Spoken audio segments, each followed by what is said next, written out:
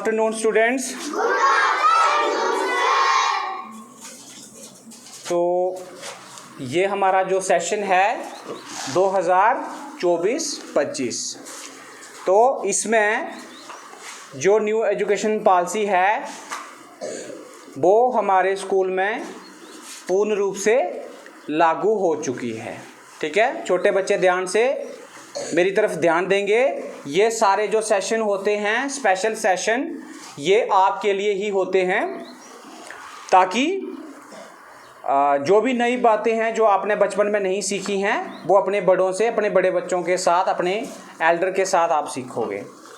तो सबसे बड़ी खास बात क्या है, जो न्यू एजुकेशन पॉलिसी है जिसमें आपको 50% नंबर जो हैं वो आपको, जो आप थ्योरिकली पढ़ोगे, जो आप रिटर्न करोगे, समझ आई बात आपको, जो आपको रिटर्न एग्जामिनेशन करना है उसमें आपको सिर्फ और सिर्फ 50% मार्क्स मिलेंगे। यानी अगर आपका 100 मार्क्स है एक सब्जेक्ट में, 100 मार्क्स है, 100% है, तो उसमें से 50% जो है आपका समेटिव एग्जामिनेशन होगा, समेटिव असेसमेंट होगी। ठीक है, जिसमें क्या होगा, आपका एक एग्ज़ाम होगा और उसमें जो आप रिटर्न बेस पे जो भी परफॉर्मेंस करोगे उसके बेस पे आपको नंबर मिलेंगे। ये तो हो गई आपकी समेटिव। एक है आपकी फॉर्मेटिव असेसमेंट। फॉर्मेटिव असेसमेंट जो है वो 30 नंबर की होगी। यानी जो समेटिव असेसमेंट होगी वो एक और बात है, वो जो सेशन है उसके एंड में होगी। जब आपका जो साल है वो ख़त्म होने पे आएगा तब वो असेसमेंट होगी और वो रिटर्न बेस पे होगी जिसमें आपको 50 में से नंबर मिलेंगे। लेकिन जैसे ही हर साल, इस साल से आगे और इस साल, जैसे ही आपका सेशन शुरू होगा, जैसे कि ये सेशन आपका शुरू हो चुका है, तो आपकी 5-5 नंबर की, 30 नंबर की हर 5 नंबर की एक असेसमेंट होगी और टोटल मिलाकर आपको कितने नंबर दिए जाएंगे, 30 नंबर दिए जाएंगे। और इन असेसमेंट को हम कहते हैं फॉर्मेटिव असेसमेंट कहते हैं। ठीक है, और ये आपको 30 नंबर की हैं जिसमें आपका ऑल अराउंड डेवलपमेंट करनी है। जिसमें इस फॉर्मेटिव, फॉर्मेशन का मतलब क्या होता है, किसी चीज़ को तैयार करना, फॉर्मेशन करना। क्या होता था कि पहले सिर्फ रिटन एग्जामिनेशन में आपकी बहुत सारी कमियां रहती थी जो रिटन एग्जामिनेशन से पूरी नहीं की जा सकती थी, जिसके कारण गवर्नमेंट ने सोचा कि जो बच्चों की बाकी कमियां हैं उनकी ऑल अराउंड डेवलपमेंट करने के लिए उन्होंने बीच में फॉर्मेटिव असेसमेंट को भी लाया। फॉर्मेटिव असेसमेंट में हम ऐसा कर सकते हैं, वो जो नंबर मिलेंगे आपको, ध्यान से सुन लो, ये बार बार आपको नहीं बताया जाएगा, फिर मत कहना हमारी परसेंटेज कम आई थी। और इस वीडियो के माध्यम से हम आपके पेरेंट्स को भी इतला करना चाहते हैं कि अगर आप अपने बच्चों की अच्छी परफॉर्मेंस चाहते हो तो आपको ये जो नया जो तरीका आया है, मॉडर्न जो नया रूल है, जिसके मुताबिक आपके बच्चों को उनके साल भर की जो मेहनत के मार्क्स हैं वो मिलेंगे, तो उसका क्या फार्मूला रहेगा वो आपको ध्यान से सुनना है। तो इस 30 नंबर की फॉर्मेटिव असेसमेंट में आपका क्या क्या आएगा, जैसे कि मैं आपको पहले भी बता चुका हूं, लेकिन अगर आपको भूल गया है तो मैं आपको बता सकता हूं। देखिए, बहुत सारे बच्चों को रीडिंग करना नहीं आती है ना, वो रिटर्न में एग्जामिनेशन में कुछ भी रट्टा मार के लिख देता है, वो उसमें आएगा। उसको राइटिंग कैसी आती है, अगर उसकी रीडिंग वीक है तो उसकी रीडिंग को स्ट्रॉन्ग किया जाएगा, चाहे वो हिंदी की हो, इंग्लिश की हो, व्हाटएवर जो भी लैंग्वेज हो। ठीक है, उसके बाद दूसरा आ गया, आप लिखते कैसा हो, आपकी रिटर्न जो है परफॉर्मेंस कैसी है, आपका हैंड राइटिंग कैसा है, वो भी फॉर्मेटिव असेसमेंट में आता है, वो भी ऑल अराउंड डेवलपमेंट में आएगा। तीसरे नंबर पे आपको नॉलेज कितना है, आप क्लास में कितने अलर्ट होके उस क्लास में उस चीज़ को सीखते हो। उसके बाद आप कितनी परफॉर्मेंस करते हो, उसके बाद आप कंपटीशन में कितना हिस्सा लेते हो, ये सारी चीज़ें जो हैं उसमें देखी जाएंगी। और एकेडमिक बेस पे जो होगा वो बेसिकली फॉर्मेटिव में होगा, जो भी आपका पढ़ाई के रिलेटेड आपको प्रॉब्लम आती है।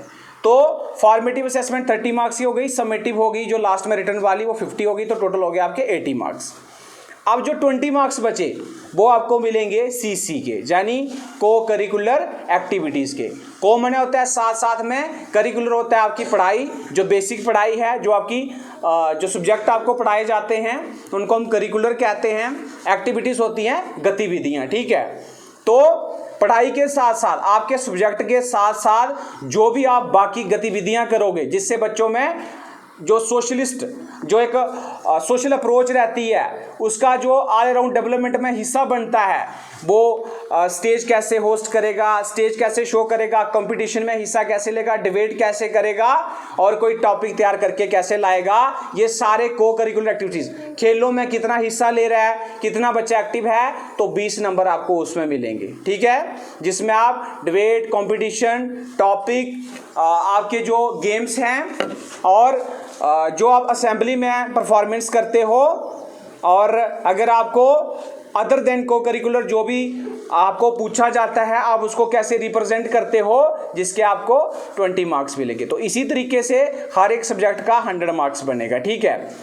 इसी विषय को मद्देनज़र रखते हुए हमने भी इस एजुकेशन पॉलिसी को अपने स्कूल में लागू किया है, जिसके तहत हमने हर मंथ का 2nd and 4th, यानी दूसरा और चौथा जो शनिवार होगा, उसमें फुल डे हम क्या करेंगे, जो आपके 50 नंबर हैं, यानी 50 नंबर 20 नंबर हैं, जो को करिकुलर एक्टिविटीज़ हैं, हमने स्पेशल एक दिन जो है उसके लिए रखा है। और जो फॉर्मेटिव असेसमेंट होगी वो साल भर आपकी क्लास में जो टीचर होगा वो चेक करता रहेगा, और उसके बेस पे जो है आपके नंबर को नोट करता रहेगा। आपको एक बड़ी हैरानगी की बात है, जैसे मैंने आपको कहा कि जब आपकी फॉर्मेटिव असेसमेंट होगी तो टीचर आपको बताएगा भी नहीं कि मैं आपका एग्ज़ाम ले रहा हूँ। वो आपको कुछ भी पूछेगा, उसको लगेगा कि यहाँ पे कमज़ोरी है, वो आपको बार बार वहाँ पे क्या करेगा, इम्प्रूवमेंट लाने की कोशिश करेगा। जिस बच्चे की राइटिंग कमज़ोर है वो उसकी राइटिंग को ठीक करेगा, रीडिंग में कमज़ोरी है रीडिंग को ठीक करेगा, और उसके बाद फिर उसका एग्जामिनेशन लेगा कि उस बच्चे ने उस असेसमेंट के बेस पे जो उसकी वीकनेस थी उसमें कितनी इंप्रूवमेंट लाई है, ठीक है। और 20 मार्क्स के लिए हमने 2nd and 4th सैटरडे रखा है, जिसमें आपकी गेम्स, रिक्रिएशनल एक्टिविटीज़ और को करिकुलर एक्टिविटीज़, और जिसमें डिबेट, कंपटीशन जो भी हमसे बन पाएगा, और पेंटिंग भी हम उसमें रखेंगे, यानी हम उसमें ऑल अराउंड डेवलपमेंट करवाएंगे। आज के बाद पेंटिंग का कंपटीशन भी रखेंगे, वो भी शनिवार को आपने ड्राइंग करनी है। उसके बाद आप गेम्स का कर सकते हो, आप कल्चरल एक्टिविटीज़ कर सकते हो, अपने डोगरी गाने को प्रमोट कर सकते हो। डोगरी है ना हमारी, आपको पता है आजकल बड़े अच्छे अच्छे गाने आ रहे हैं, आप उनको कर सकते हो। जो भी आप करना चाहो, आप पहले से जो मंडे होगा उसी दिन आप सेलेक्ट कर लोगे कि नेक्स्ट जो भी हमारा शनिवार आएगा उसमें हम किसकी तैयारी करेंगे। ये तो आज शुरुआत ही, आज तो हमने अपनी चॉइस से आपको करवा दिया। आप जो करना चाहो डिसाइड करोगे और उसके बेस पे ही आपको करवाएगा। जैसे कि मैंने आपको मुझे लगता है एक ही दिन पहले बोला था कि कुछ टॉपिक जो हैं, टॉपिक का मतलब कि इन द सेंस कि आपको होम असेसमेंट दी जाती है कि भाई आप अपना एक टॉपिक तैयार करके लाओ, ठीक है। उस टॉपिक तैयार करने का आपको बेनिफिट ये होगा, उसके लिए आप घर में जाके पढ़ाई करोगे, और जब आप पढ़ाई करोगे तो उसका आपको ये बेनिफिट मिलेगा कि आपका जो नॉलेज है, ज्ञान है, वो बढ़ेगा, ठीक है। तो आज ज़्यादा समय ना वेस्ट करते हुए जो बेसिक बात थी, जो बेसिक फार्मूला था, वो मैंने आपको समझा दिया। तो अब मैं उन बच्चों को स्टेज पे आमंत्रित करना चाहूँगा जिन्होंने आज के जो टॉपिक हैं वो तैयार करके लाए हैं। तो कृपया बारी बारी जो हैं आप स्टेज पे आएंगे और अपने जो टॉपिक हैं उनको अपने ये जो जूनियर स्टूडेंट्स हैं या अपने क्लासमेट्स हैं, सहपाठी, इनके समक्ष रखेंगे। Thank you.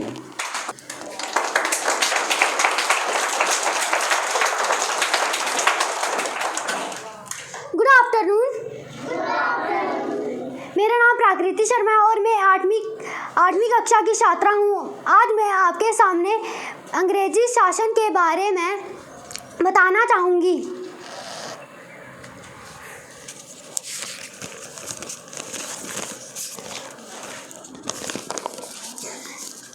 16वीं सदी का आखिरी साल था। दुनिया के कुल उत्पादन का 1/4 माल भारत में तैयार होता था। इसी वजह से इस देश को सोने की चिड़िया कहा जाता था। तब दिल्ली की तख्त पर मुगल बादशाह जलालुद्दीन मोहम्मद अकबर की हुकूमत थी। दूसरी तरफ उसी दौर में ब्रिटेन गृह युद्ध से उभर रहा था। उसकी अर्थव्यवस्था खेती बाड़ी पर निर्भर थी और दुनिया के कुल उत्पादन का महज 3% माल वहां तैयार होता था। ब्रिटेन में उस वक्त महारानी एलिजाबेथ की हुकूमत थी। यूरोप की प्रमुख शक्तियां पुर्तगाल और स्पेन व्यापार में ब्रिटेन को पीछे छोड़ चुका था। व्यापारियों के रूप में ब्रिटेन के समुद्री लुटेरे पुर्तगाल और स्पेन की व्यापारिक जहाज़ों को लूटकर ही संतुष्ट हो जाते थे।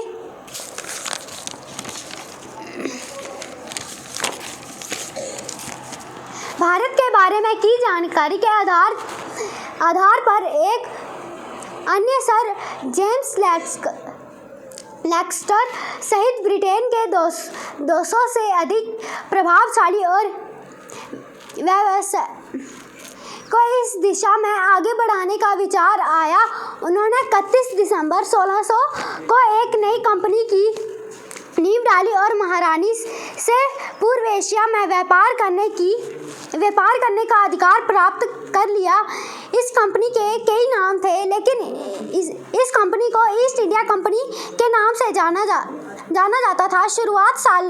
शुरुआती सालों में दूसरे क्षेत्रों में यात्रा करने के बाद अगस्त 1608 में कैप्टन विलियम हॉकिंस ने भारत के सूरत बंदरगाह पर अपने जहाज हेक्टर का लंगर डालकर ईस्ट इंडिया कंपनी के आने का ऐलान किया। हिंद महासागर में ब्रिटेन के व्यापारिक डच और पुर्तगाली पहले से ही मौजूद थे। तब किसी ने अनुमान भी नहीं लगाया होगा कि ये कंपनी अपने देश से 20 गुना बड़े देश के सबसे धनी देशों में से एक और उसकी लगभग 1/4 आबादी पर सीधे तौर पर शासन करने वाली थी। तब तक बादशाह अकबर की मृत्यु हो चुकी थी। उस दौर में संपत्ति के मामले में केवल चीन का वंश ही बादशाह अकबर की बराबरी कर सकता था। ओडिशा में 1870 में ओडिशा में ब्रिटिश ईस्ट इंडिया कंपनी ने शोषणकारी नीतियों में विरुद्ध ओडिशा में पैक जाति के लोगों द्वारा किया गया एक शस्त्र व्यापार अधिकार वाला और संगठित विद्रोह था। इस विद्रोह ने पूर्वी भारत में कुछ समय के लिए ब्रिटेन राज की जड़ हिला दी थी। पैक ओडिशा की एक पारंपरिक भूमिगत रक्षक सेना थी।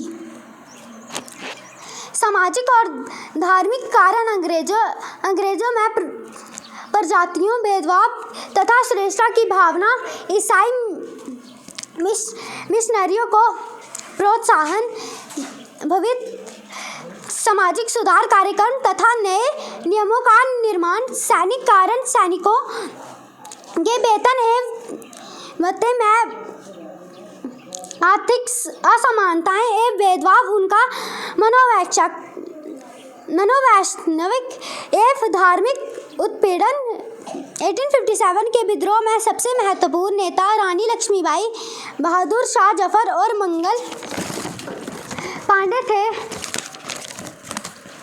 नाना साहिब तांत्या टोपे सहित अन्य अलेखनीय स्वतंत्रता सेनानियों ने विद्रोह का नेतृत्व करने में महत्वपूर्ण भूमिका निभाई। 1857 का विद्रोह भारत इतिहास में एक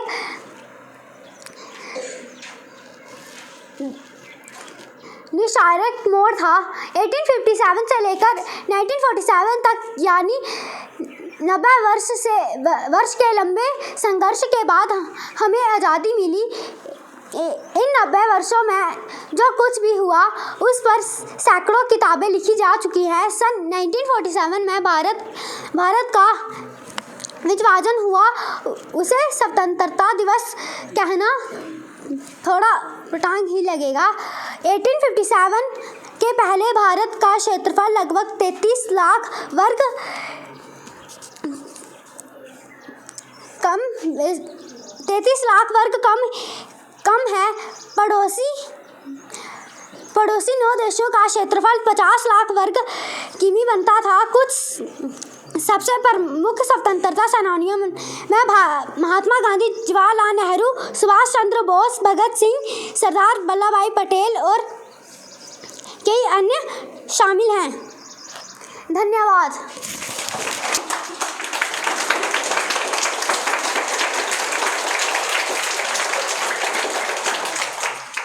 गुड आफ्टरनून।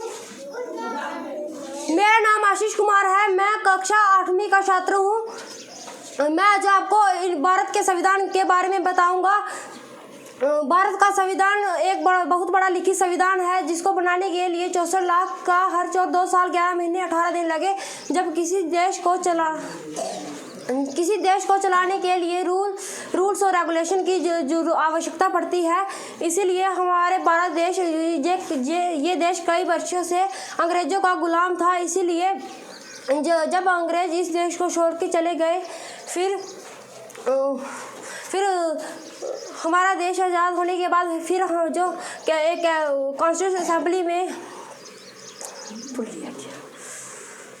कॉन्स्टिट्यूशन की शुरुआत कैबिनेट मिशन से हुई। कैबिनेट मिशन का लक्ष्य था कि भारत का संविधान बनाना।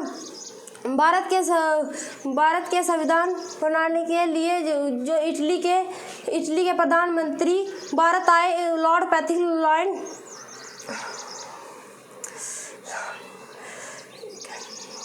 कॉन्स्टिट्यूशन असेंबली की पहली मीटिंग 9 दिसंबर 1948 में हुई।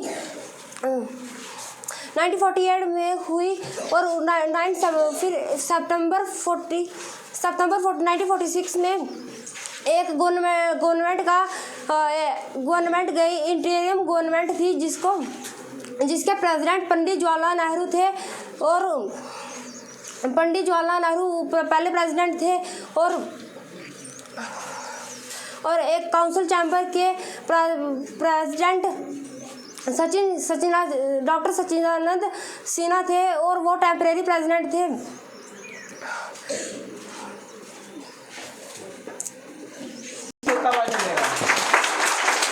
Good afternoon all of you. मेरा नाम मानवी बंदाल है। मैं 8वीं कक्षा की छात्र हूँ। आज मैं आप सभी को हमारे देश में जितने भी प्रधानमंत्री बने उनके बारे में बताना चाहती हूँ। कृपया ध्यान से सुने और सीखें। पंडित जवाहरलाल नेहरू भारत के पहले प्रधानमंत्री थे। वह 15 अगस्त 1947 को प्रधानमंत्री बने थे।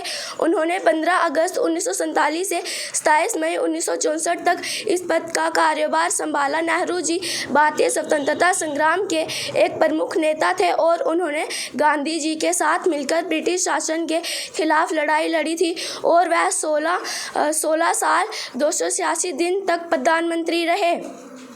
हमारे देश के जो दूसरे प्रधानमंत्री थे उनका नाम गुलजारी लाल नंदा था।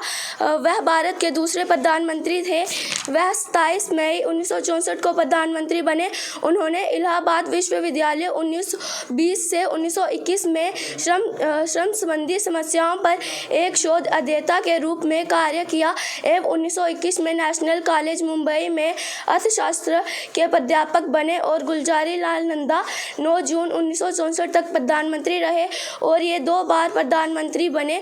दूसरी बार वह 11 जनवरी 1966 से 24 जनवरी 1966 तक प्रधानमंत्री रहे। हमारे देश के जो तीसरे प्रधानमंत्री थे उनका नाम लाल बहादुर शास्त्री था। वह 9 जून 1964 को प्रधानमंत्री बने। उन्होंने 1965 में पाकिस्तान के खिलाफ भारत पाक युद्ध का सामना किया और देश को सफलता प्राप्त करवाई और लाल बहादुर शास्त्री ने जय जवान जय किसान का नारा दिया, जो आज भी देशभक्ति का प्रतीक है। लाल बहादुर शास्त्री 11 जनवरी 1966 तक प्रधानमंत्री रहे। हमारे देश के जो चौथे प्रधानमंत्री थे उनका नाम था इंदिरा गांधी। इंदिरा गांधी भारत के चौथे प्रधानमंत्री थे और ये 24 जनवरी 1966 को प्रधानमंत्री बनी थी। इंदिरा गांधी भारत की प्रथम महिला प्रधानमंत्री बनी थी। उन्होंने बांग्लादेश की स्वतंत्रता में अपना महत्वपूर्ण योगदान दिया। उन्होंने देश में कृषि और किसानों के विकास के लिए अनेक प्रकार की योजनाएं बनाई थी। इंदिरा गांधी का जीवन विश्व में भारतीय महिला को एक सशक्त महिला के रूप में पहचान दिलाता है।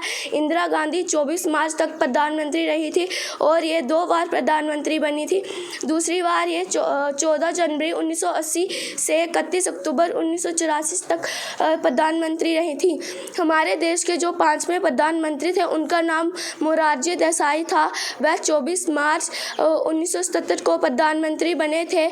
उनके पिता एक स्कूल में शिक्षक थे। मोरारजी देसाई ने अपने पिता से सभी परिस्थितियों में कड़ी मेहनत करने एवं सच्चाई के मार्ग पर चलने की सीख ली। उनका मानना था कि परिवार से संबंधित समस्याएं बाद में आती हैं, देश पहले आता है। श्री देसाई को स्वतंत्रता संग्राम के दौरान 3 बार जेल जाना पड़ा। मोरारजी देसाई 28 जुलाई 1969 तक प्रधानमंत्री रहे। हमारे देश के जो 6ठे प्रधानमंत्री थे उनका नाम चरण सिंह था। चरण सिंह 28 जुलाई 1969 को प्रधानमंत्री बने। वो किसानों के नेता माने जाते थे। कांग्रेस से अलग होकर उन्होंने भारतीय क्रांति दल और फिर भारतीय लोकदल पार्टी तो उसके चुनाव चिन्ह में किसान था। उन्हें आगे चलकर हलदर किसान ही जनता पार्टी का चुनाव चिन्ह बना, जिसने देश में पहली गैर कांग्रेसी सरकार बनाई।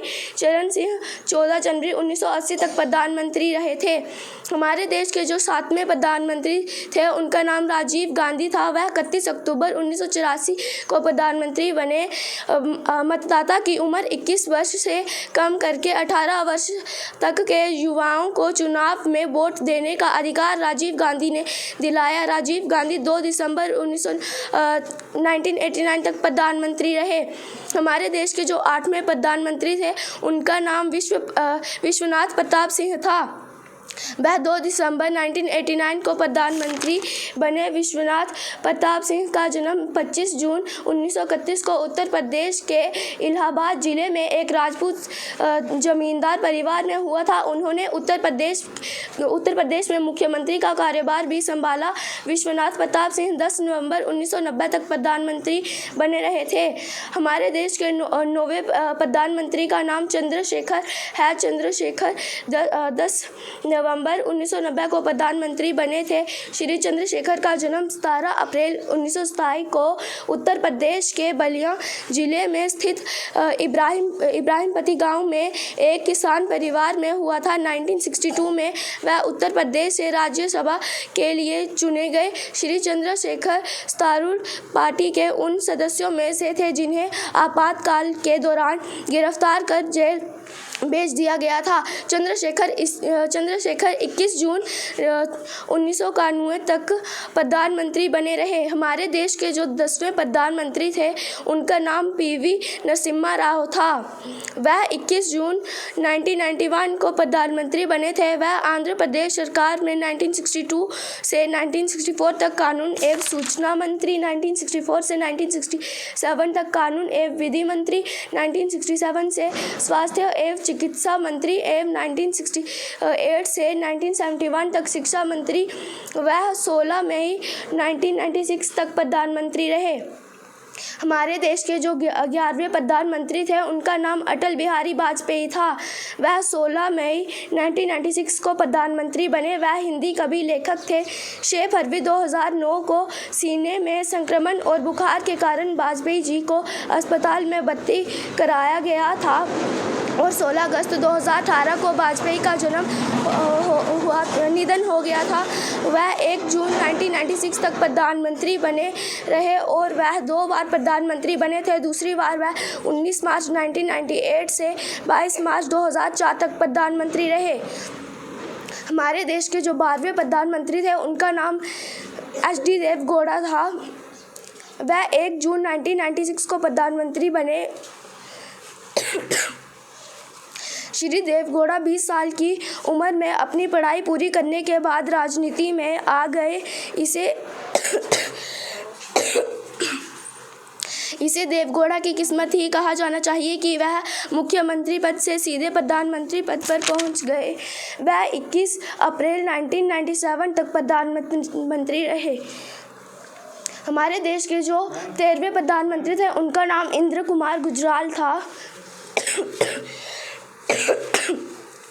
11 वर्ष की उम्र में श्री गुजराल ने स्वतंत्रता संग्राम में भाग लिया, जिसमें पुलिस ने उनको जेलम में युवा बच्चों के आंदोलन के लिए गिरफ्तार कर लिया और बहुत बुरे तरीके से पीटा। 1942 में भारत छोड़ो आंदोलन के कारण उन्हें फिर से गिरफ्तार किया गया और 30 नवंबर 2012 को गुजराल जी का निधन हो गया। वह 19 मार्च 1998 तक प्रधानमंत्री रहे। हमारे देश के जो 14वें प्रधानमंत्री थे उनका नाम मनमोहन सिंह था। वह जवाहरलाल नेहरू और इंदिरा गांधी के बाद तीसरे सबसे लंबे समय तक सेवा करने वाले प्रधानमंत्री हैं। मनमोहन सिंह का निधन 26 मई 2014 को हुआ था और वह 26 मई 2014 तक ही प्रधानमंत्री रहे। हमारे देश के जो 15वें प्रधानमंत्री थे उनका नाम नरेंद्र मोदी था। भारत के 15वें प्रधानमंत्री हैं। वह 26 मई 2014 को प्रधानमंत्री बने थे।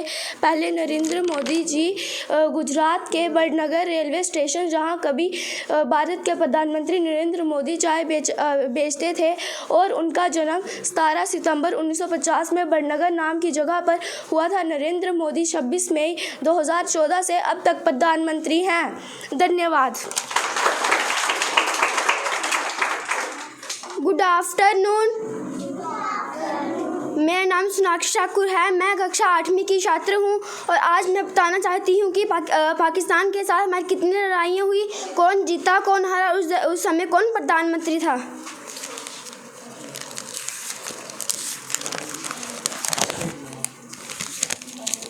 भारत और पाकिस्तान के बीच 4 युद्ध हुए। पहला युद्ध 1948 को हुआ था और दूसरा युद्ध 1965 को हुआ था, तीसरा युद्ध 1971 को हुआ था और चौथा युद्ध 1999 को हुआ था। भारत और पाकिस्तान के बीच युद्ध इसलिए हुआ था क्योंकि 1947 में दोनों देशों की आज़ादी के बाद से ही पाकिस्तान के इरादे भारत के प्रति नफरत से भरे थे। यही कारण है कि भारत और पाकिस्तान के बीच 65 की जंग की आधारशिला या शायद 1947 में आज़ादी के समय ही तैयार हो गई थी। उस समय कई मुद्दों के बीच ही कश्मीर भी दोनों देशों के बीच बड़ा मुद्दा था, जो इस युद्ध में विवाद की वजह था। भारत और पाकिस्तान के बीच 1948 में जो युद्ध हुआ था, इसमें भारत की जीत हुई थी। भारत और पाकिस्तान के बीच 1965 में जो युद्ध हुआ था, इसमें इसमें ना भारत जीता था ना पाकिस्तान जीता था। दोनों देशों ने जीत का दावा किया, लेकिन दोनों देश सैन्य उद्देश्यों को पूरा करने में असफल रहे। भारत और पाकिस्तान के बीच में जो युद्ध हुआ था, इसमें पाकिस्तान ने एक तरफा युद्ध विराम का आह्वान किया था और अपनी पूरी 4 क्षत्रिय सेना भारतीय सेना को सौंप दी। इस प्रकार 1971 का भारतीय पाकिस्तान युद्ध समाप्त हो गया। भारत और पाकिस्तान के बीच 1999 में जो युद्ध हुआ था, इसमें भारत ने करगिल युद्ध में विजय हासिल की थी। इस दिन हर वर्ष विजय दिवस के रूप में मनाया जाता है। करीब 2 महीने तक चला करगिल युद्ध। 1948 में भारत का प्रधानमंत्री श्री पंडित जवाहरलाल नेहरू जी थे। 1965 में भारत का प्रधानमंत्री श्री लाल बहादुर शास्त्री जी थे। 1971 में भारत और पाकिस्तान के दौरान इंदिरा गांधी भारत के प्रधानमंत्री थी। 1999 में भारत पाकिस्तान के दौरान अटल बिहारी वाजपेयी भारत के प्रधानमंत्री थे। धन्यवाद।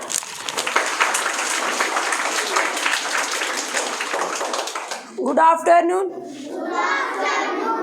मेरा नाम पंकज सिंह ठाकुर है। मैं कक्षा 8वीं का छात्र हूँ। मैं आज आपको भारत और पाकिस्तान के बीच कश्मीर को लेकर जो लड़ाई हुई थी उसके बारे में बताऊँगा।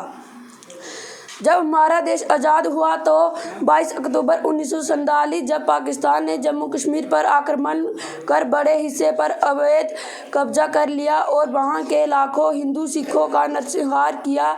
1947 में जम्मू कश्मीर के भारत अधिनियम ठीक पहले पाकिस्तान ने 22 अक्टूबर को जम्मू कश्मीर पर हमला कर दिया।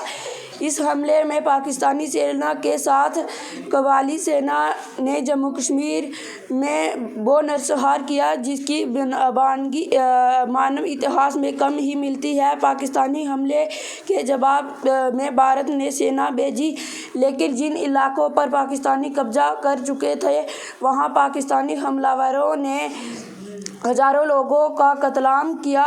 उन्होंने न सिर्फ हिंदुओं और सिखों का नरसंहार किया बल्कि मुस्लिम मस्जिदों तक कबायली हमलावरों ने नहीं छोड़ा। जम्मू कश्मीर पर हुई आक्रमण के रचयिता थे पाकिस्तानी सेना के मेजर जनरल अकबर खान ने ही आक्रमण की योजना और रणनीति बनाकर इस कत्लेआम को अंजाम दिया। पाकिस्तानी सेना और पठानों ने मणिपुर पर दावा बोल दिया। इन्होंने निर्मता से लगभग 10,000 हिंदू और सिख लोगों को मार डाला। एक अमेरिकी पत्रकार मार्गरेट बर्कवाइट इस आक्रमण के समय कश्मीर में थी। उन्होंने लिखा कि इस नरसंहार में कई गांव तबाह हो गए। पाकिस्तानी सेना ने मासूम महिलाओं के साथ बलात्कार किया गया। इनमें हिंदू, सिख, मुस्लिम सभी महिलाएं थी। सैकड़ों महिलाओं को अगवा कर लिया गया। 22 अक्टूबर 1947 को ऑपरेशन गुलमर्ग के कोड या साकेतिंग नाम से बहुत बड़ी संख्या में पाकिस्तानी कबायलियों के साथ सादे कपड़े में पाकिस्तानी सैनिक रावलपिंडी, मुजफ्फराबाद, बारामूला पर कब्जा कर लिया। वहां ये कई दिनों तक रहा और आगजनी, लूटपाट, तोड़फोड़, बलात्कार और हत्याएं बिना किसी रोक टोक के करते रहे। अंत जोसेफ कॉनवे में यूरोपियन नस्ल की और मिशनरी अस्पताल में क्रिश्चियन नस्लों की सामूहिक बलात्कार के बाद निर्मम हत्या कर दी। कई लड़कियों को उठा लिया और कहीं पूजा स्थलों में तोड़फोड़ और लूटपाट कर उन्हें पवित्र स्थलों से जानबूझकर दुष्प्रचारों से अपहृत किया। अंत 27 अक्टूबर 1947 को भारतीय सेना दिल्ली से विमान द्वारा श्रीनगर पहुंची।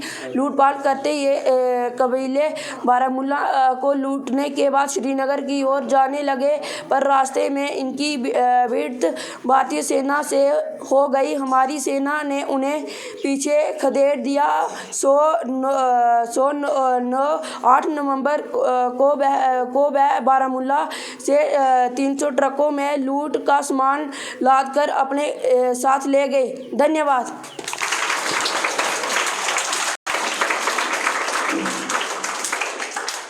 मेरा नाम अनुज मगोत्रा है। मैं कक्षा 7 का छात्रा हूँ। मैं आज आपको नई शिक्षा नीति के बारे में बताऊँगा।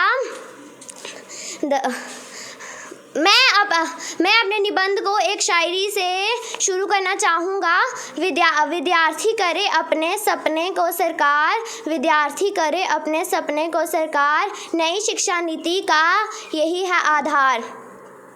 हमारा देश प्राचीन काल से ही शिक्षा का केंद्र रहा है। भारत में शिक्षा का समृद्ध और दिलचस्प इतिहास रहा है। शिक्षा के माध्यम से ही हम अपने सभी सपनों को पूरा कर सकते हैं। शिक्षा ही एकमात्र ऐसा जरिया है जिससे जीवन को नई दशा और दिशा मिलती है। वर्तमान में वही देश सबसे शक्तिशाली है जिसके पास ज्ञान की शक्ति है। अब मैं आपको शिक्षा के महत्व के बारे में बताऊंगा।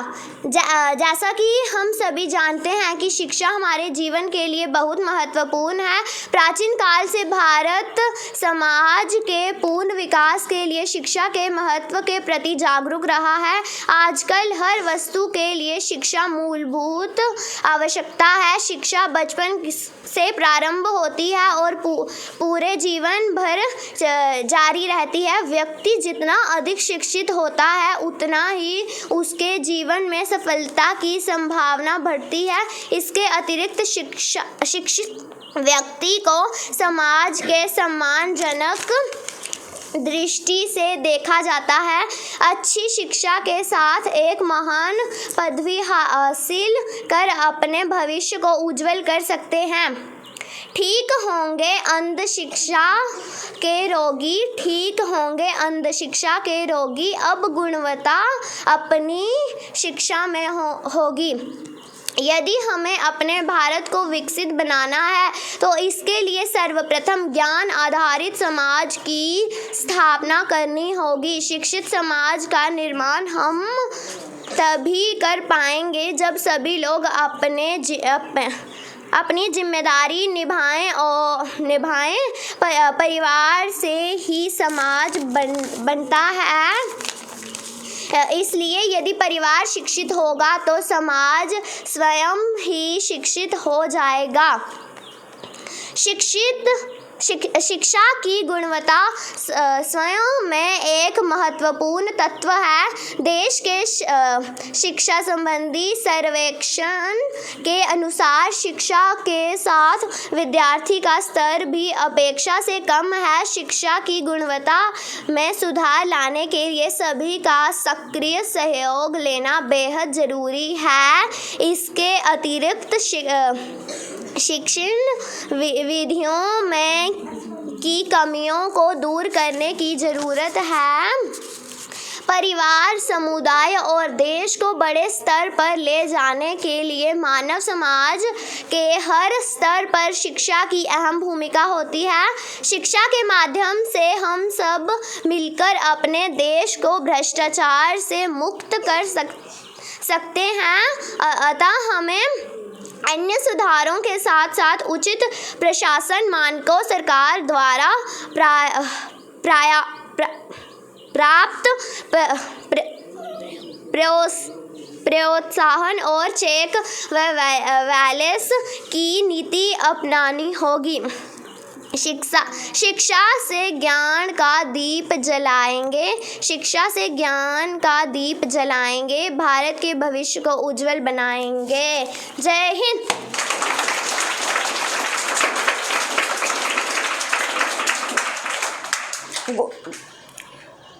Good afternoon, respected professor, teachers, and my dear classmate. I Ashish Sharma from class 7. Today I have a topic on partition of India. Please listen carefully.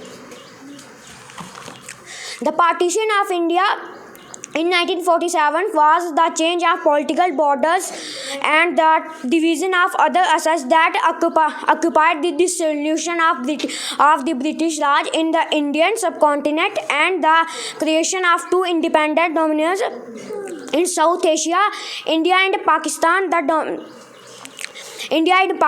dominion of India is today the Republic India, and the Pakistan, which at the time comprised two regions lying on either side of India, is now the Islamic Republic of Pakistan and People's Republic of Bangladesh. The partition was outlined in the Indian Independence Act 1947. The change of political borders notably included the division of two provinces of British India, Bengal and Punjab. The majority Muslim districts in the provinces were awarded to Pakistan and the majority non-Muslim to India.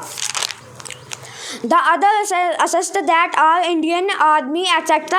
and the Central Treasury provisions for self-governing independent Pakistan and India legal came into existence at midnight 14th and 15th of August 1947. Lord Louis Mountbatten was responsible for partition of India and Pakistan. They assumed the role of the last viceroy on 24 March 1947. He announced the partition plan on 3rd June 1947. The British decided to transfer power of India and Pakistan government by mid-August 1947. The Hindu and Muslim fought many fights from many years. There is no conclusion for the fight of Hindu and Muslim. Thus, Kargil conflict, a British lawyer decided to draw borders between India and Pakistan. The Independence Day of Pakistan on 14th August and India on 15th August. Jai Hind, Jai Bharat. Good afternoon, मेरा नाम प्रियंका शर्मा है। मैं 7वीं कक्षा की छात्र हूँ। आज मैं आपको जनरेशन गैप के बारे में बताऊंगी। हमारे पूर्वज जो कि पहले पेड़ों पे रहते थे, उनकी सोच हमसे कई गुना अलग थी।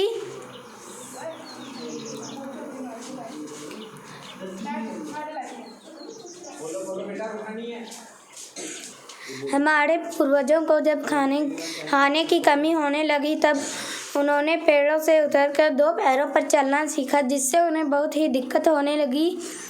और उन्होंने सबसे पहले पत्थरों से हथियार बनाए, जिनका प्रयोग उन्होंने शिकार करने के लिए किया।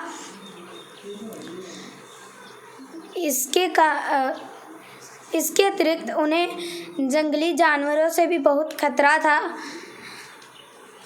अब वह है,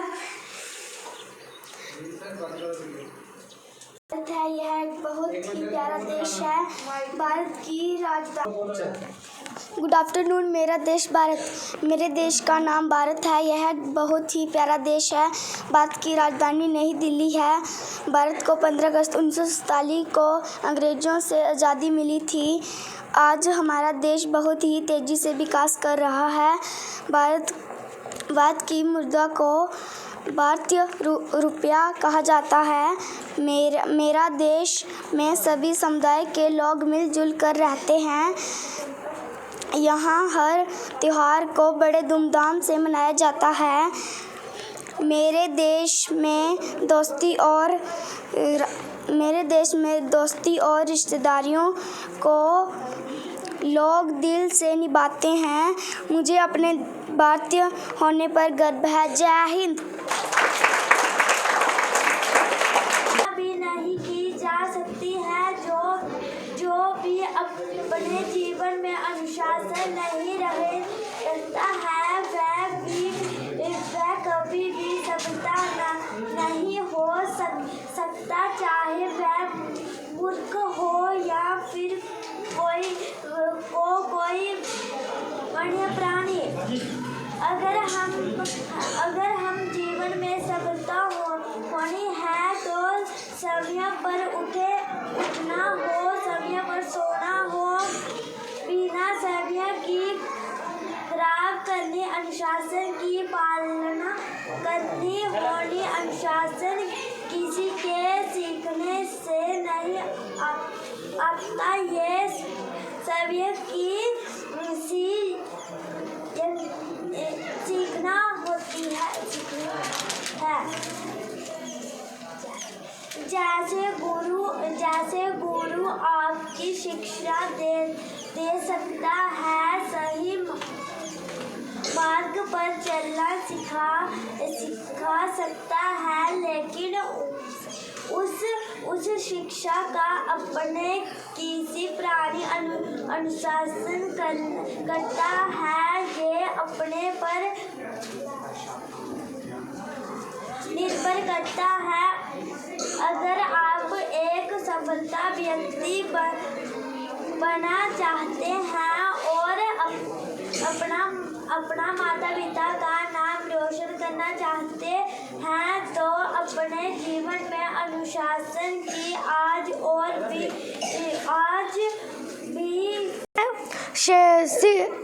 6वीं कक्षा में पढ़ती हूँ। आज मैं कविता लिख रही हूँ। हर घर तिरंगे पर कविता। भारत की शान तिरंगा, भारत की पहचान तिरंगा, 3 रंग का प्यारा झंडा हर घर में लहराए तिरंगा। भेद ना कोई जाति धर्म का, सबका मन हर्षाता तिरंगा। नमन उसे 100 बार करे, सब में प्रेम जगाए तिरंगा। शहीद हुए जो देश के लिए, उनकी याद दिलाए तिरंगा। एक साथ जय हिंद कहो तो गौरव सा मुस्काए तिरंगा। देश प्रेम हर दिल में जगा, विश्व में महान बढ़ाए तिरंगा। खुद भी फहरे बड़ी शान, जोश हमें भी दिलाए तिरंगा। जय हिंद। Good afternoon. मेरा नाम काम्या शर्मा है। मैं कक्षा 5वीं में पढ़ती हूँ। मैं आज एक कविता बोलना चाहती हूँ।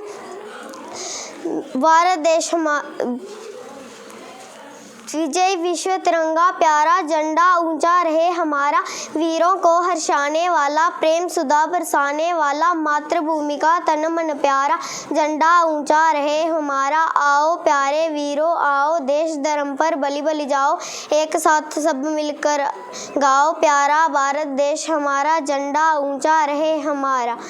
इस झंडे के नीचे निर्भय रहे सुरक्षित ये दृढ़ निश्चय रहे, देखकर मन में देखकर शत्रु कांपने, देश हमारा झंडा ऊंचा रहे हमारा। जय। Good afternoon. मैं कहानी बोलना चाहता हूँ, बातूनी कछुआ। एक नदी में दो बतख रहती थी, उनका एक दोस्त था कछुआ। कछुआ बहुत बातें करता था। कुछ दिनों के बाद गर्मी आने वाली थी, वो लेक सूखने लगी थी। जब लेक सूख गई तो वह पानी उस नदी में पानी ख़त्म हो गया और वो उनके पास उनका दोस्त आता है, बोलता है कि अब हम कहाँ रहेंगे, अब तो पूरी लेक सूख गई। या कछुआ बोलता है कि तुम उठ सकते हो, तुम कहीं न्यू लेक की तलाश करो। वो बोलते हैं ठीक है। वो उठकर जाते हैं और उनको एक नई लेक दिखती है। वो कछुआ के पास वापस आते हैं और बोलते हैं कि हमें एक नई लेक दिख गई। वो बोलते कछुआ बोलता है कि मेरे चलते चलते तो 7-8 दिन लग जाएंगे। कछुआ उनको एक आइडिया देता है कि वो लकड़ी लाता है उनके पास। उनको बोलता है कि तुम इस लकड़ी को अपनी चोंच से पकड़ लो, मैं भी इसको अपने मुंह से पकड़ लूँगा।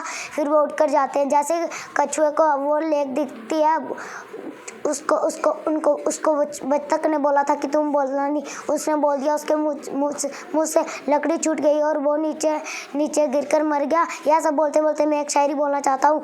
कदम ऐसा रखो कि निशान बन जाए, कदम ऐसा रखो कि निशान बन जाए, काम ऐसा करो कि पहचान बन जाए। यह जिंदगी तो सब जी लेते हैं, अगर जिंदगी जीनी हो तो ऐसी जियो कि विचार बन जाए। जय हिंद।